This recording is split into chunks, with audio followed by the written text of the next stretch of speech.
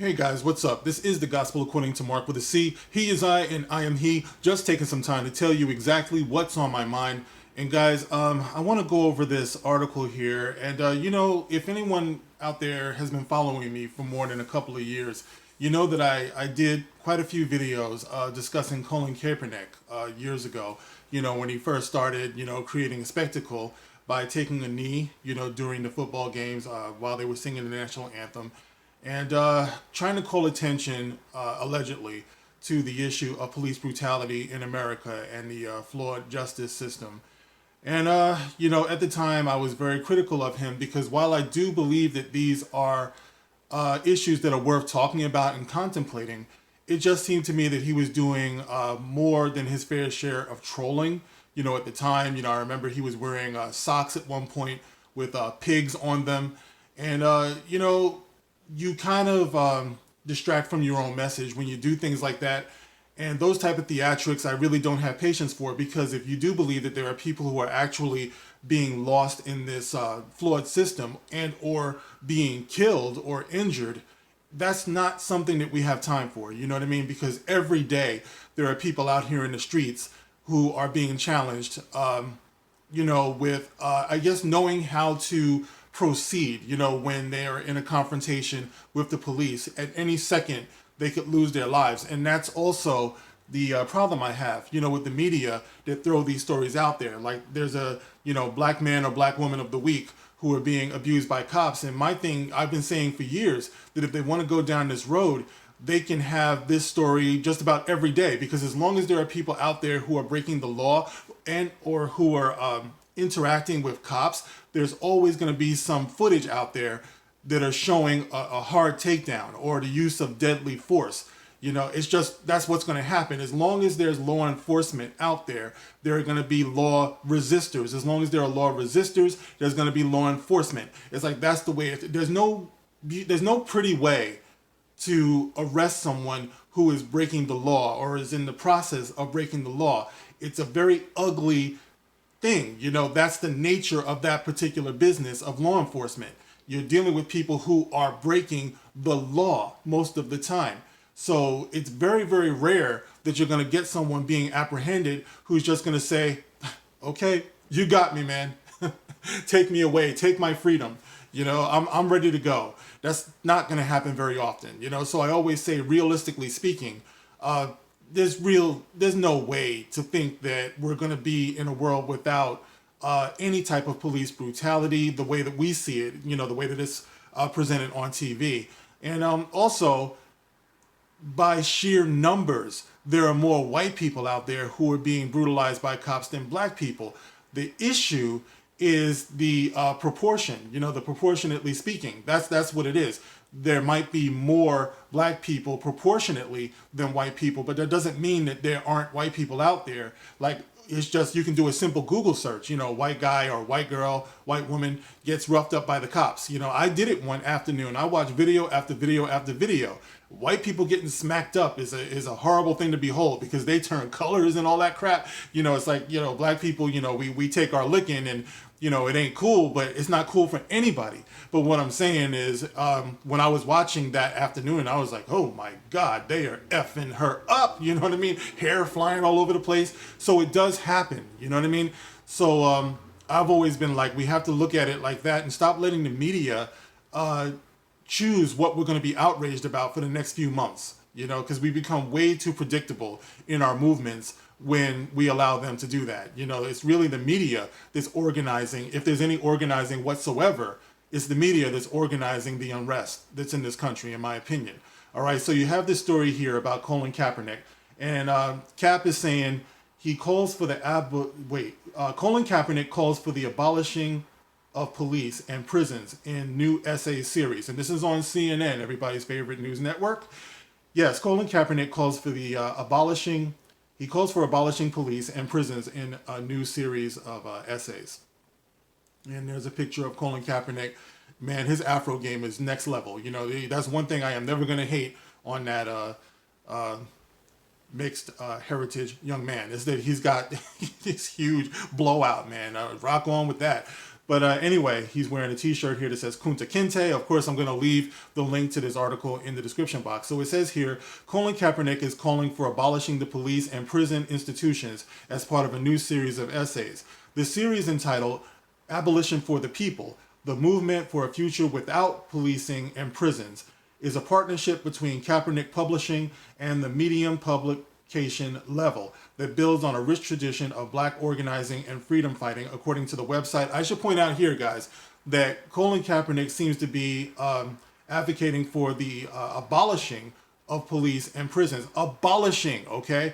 I've had people say before that no, that's not what they're after. They're not after, the abolishing and the doing away of police, but here it is. I'm sure he has a better grasp on the language than apparently I do sometimes, so he's using the word abolishing, and the movement is called Abolition for the People. So that seems very deliberate to me. So it says here, over the next 4 years, this is Colin Kaepernick. Over the next 4 weeks, we will publish 30 essays from political prisoners, grassroots organizers, movement leaders, scholars, and family members of those affected by anti-black state violence and terrorism, Kaepernick wrote in the debut essay titled The Demand for Abolition, was published this past Tuesday. The essays will focus on several themes, including police and policing, prisoners and carcerality, and the abolition of police instead of reform. Okay, so it's not about reform now, it's about the abolition of police. The former NFL quarterback explained what each of the categories means and what it will encompass in the series. Reform, at its core, preserves, enhances, and further entrenches policing and prisons into the United States social order, Kaepernick wrote. Abolition is the only way to secure a future beyond anti-black institutions of social control, violence, and premature death. Okay, so there it is. He doesn't want the reform, like I said before. He feels at this point that abolition is the only way to stop what he considers anti-black institutions of social control, violence, and premature death. Premature death. Premature death, would that be like abortion? No, well, we're not going to mix up the issues here. But, I think I can't help it. Where I go with this is I feel like one huge dose of self-love, as far as the black community is, it would go so far, with all of this. If we could have community back again, a sense of community, I think it would lessen the incidence of police brutality, police involvement. Most of the time when police are on the scene, it's usually because somebody called them. It's usually because a crime has been committed. You know what I'm saying? So obviously, if there's a better sense of community, the incidence of police being called would be lower. I know where I live here, my son, he likes to go out with his friends all the time. They like to just hang out, the way preteens do and everything. And every now and then, they'll mix it up, with the older citizens around here, the residents around here. And inevitably somebody offers or threatens to call the police, and my son has a direct line to me. He carries his phone, he'll call me up. Some of his friends can be, knuckleheads or whatever. And I suppose my son can be too, at that age, they can be testy, so they might have words with the adults. And I always tell my son, do not argue with adults. You let me do that. If there's a problem, give me a call. I don't want to hear about you out in the street arguing with an adult. My son, he's big for his age. He's my son. He's tall and everything. So a lot of times these people will think that he's older than what he is. And if the cops get called, they might think the same thing. So I usually take that not as an opportunity to go out and argue with people, but I take it as an opportunity to introduce myself to people. I always tell my son, where you are, so I will go. Most people around here know me as Xavier's father. They absolutely do. And they know Xavier as Mark's son. So I believe that sense of community goes a long way. When they see Mark's son out there, they are less likely to call the police because they've seen Mark. They've seen Xavier's father going to work in the morning, coming home from work. They see me hugging my son. They see me waving at them when I'm walking the dog. You have to be plugged into your community somewhat. But as far as abolishing the presence of police or police, I don't believe in that. Not the abolition of police. let me tell a story real quick, guys. And I told this one before. I remember a long time ago, I was still living at home. My mom, she was attacked in our driveway, by a man who put a knife to her neck in the dark. She was coming back in, it got dark early around that time of year, and he came out from behind the house, grabbed her from behind, and put a blade to my mother's neck. Okay. Now, I told you that I come from a law enforcement family. My mother has a license to carry. She is a peace officer, or she was. She's retired now. But she had the presence of mind while this guy had a knife to her neck and was holding her to somehow be able to reach into her handbag and pull out her handgun. And she ended up shooting him in the leg.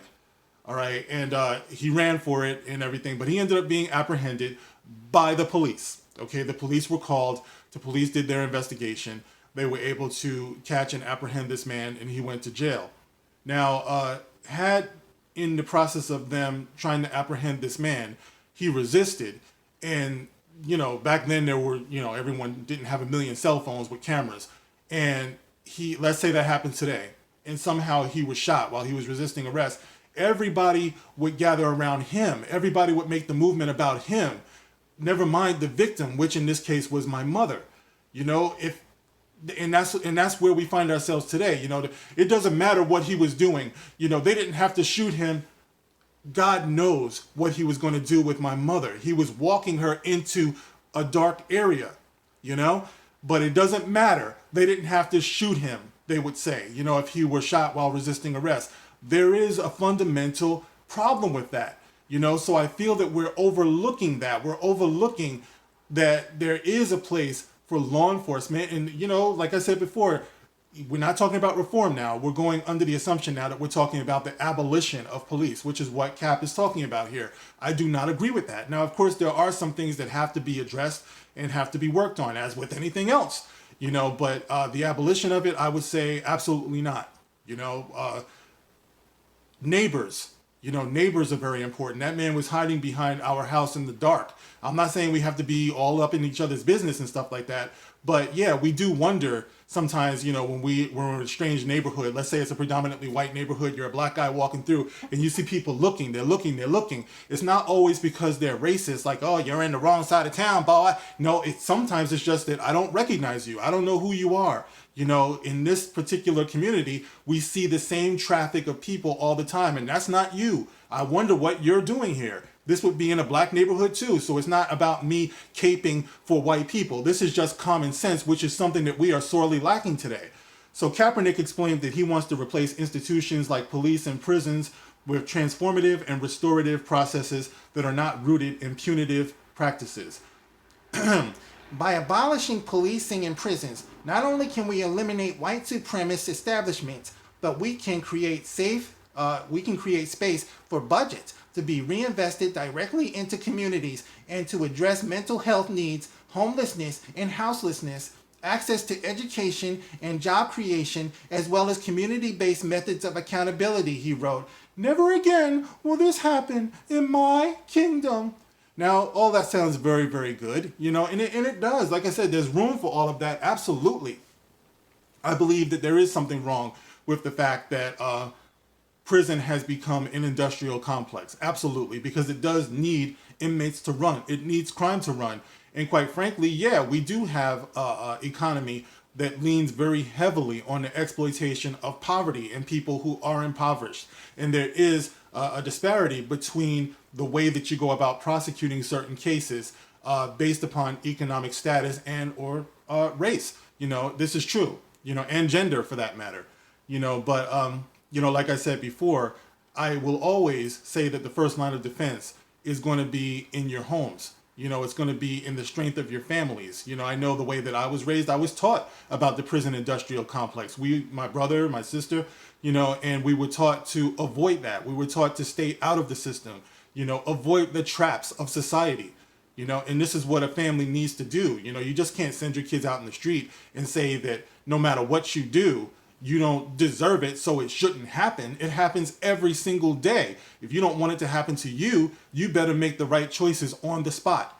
And that's the way that I was taught, when I was growing up. Like I said, my mom worked in the court system. My father was a high-ranking police officer. And they used to share stories with us, as we ate dinner, about different stories that they would see, and how the hardest thugs in the world would be crying for mama, mama, when they're being led off to jail, and we didn't want to go that route, so it was like, you have to have better sense. And that was really drummed into our minds, and none of us went through the prison system. There were a couple of times when I was stopped by the cops, and they were unpleasant situations, to say the least. I'm not going to act like it doesn't happen. I'm not going to act like the fact that I'm a big black man didn't have something to do with it. But what I'm saying is, you have to have it in your mind to be accountable for the things that you do, including the interactions that you have with those cops. I wasn't going to stand out in the street arguing and, wanting to fight and stuff like that. No, I know the way this game works. I'm not going to play into it. I go into it under the assumption that that cop is scared and I'm smarter than them. Whether that's right or wrong, that's just the way that I go into it. And being smarter than them doesn't mean that you stand there and yell, "What's your badge number? No, who are you?" Nope. If anything, it's almost like baby talk. You know what I mean? Yes, your officer. I was about to say yes, your honor. Yes, officer. Okay, officer. You have a nice day too, officer. And that's pretty much it. Will that help you every single time? I can't say, but I'm a pretty ripe age, and it hasn't happened to me. I obviously haven't been shot or anything. God willing, it never does happen. But yeah, the video was long, guys. But like I said, I want to just finish this off. Over the next month, Kaepernick wrote that he hopes that readers will confront white supremacist underpinnings of policing and prisons and the state-sanctioned oppression, destruction, and execution of black and indigenous people and people of color. Another world is possible, a world grounded in love, justice, and accountability. A world grounded in safety and good health. A world grounded in meeting the needs of the people, he concluded. Abolition now! Abolition for the people! All right, so yeah, there it is. Colin Kaepernick calling for the abolition of police and prisons. And, like I said, it's not a cut and dry issue. I'm not going to sit here and act like he doesn't have some points. I'm just saying that you can't skip steps, And right now, the black community has an awful lot to work on. We're not loving each other the way that we should. We're not valuing each other the way that we should. And when you're in a state like that, it's going to lead to certain things. Now, I know that there are elderly people, there are people in a lot of these black communities who really need the police to give them some sense of security. They've lost control of their homes and their neighborhoods. And if not for the police, and I'm not talking about the abusers, I'm talking about law. If not for the law, their neighborhoods would be almost uninhabitable, So in the absence of real community, we need to have law. And if you want to have less law, then you need to make it a point to invest in your neighborhoods, in your schools, in your children. And you give it a while, but the turnaround will happen.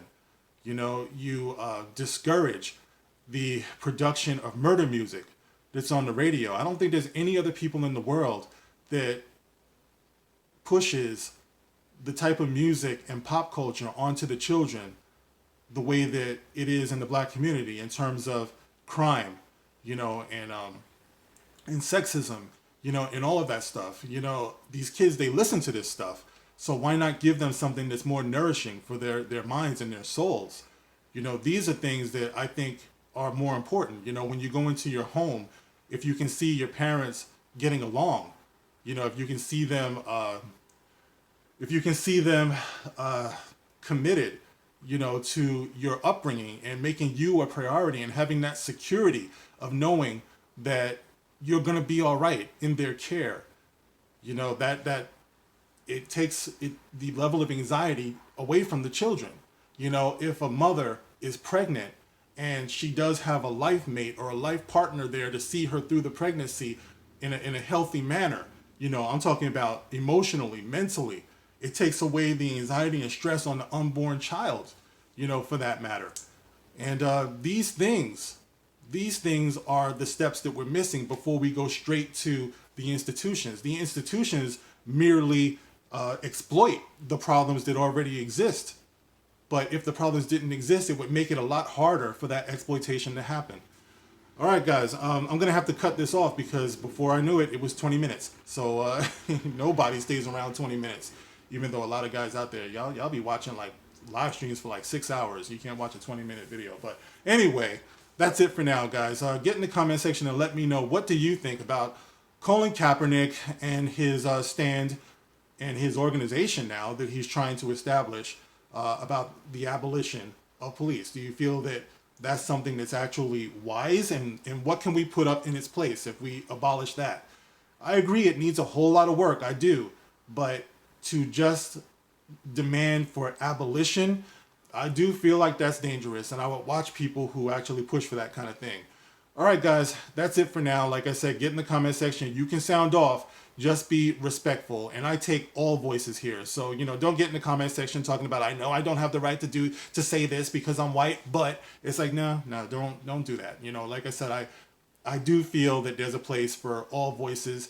That's the reason why we were all made different, so we can learn from the diversity of the world, and just maintain your respect, okay? So like, share, subscribe, and you can catch me on Twitter. As always, I will leave that link in the description box below, so come give me a follow. All right, guys, that's it for now. I'll catch you on the next one. This is The Gospel According to Mark with a C. Rock on.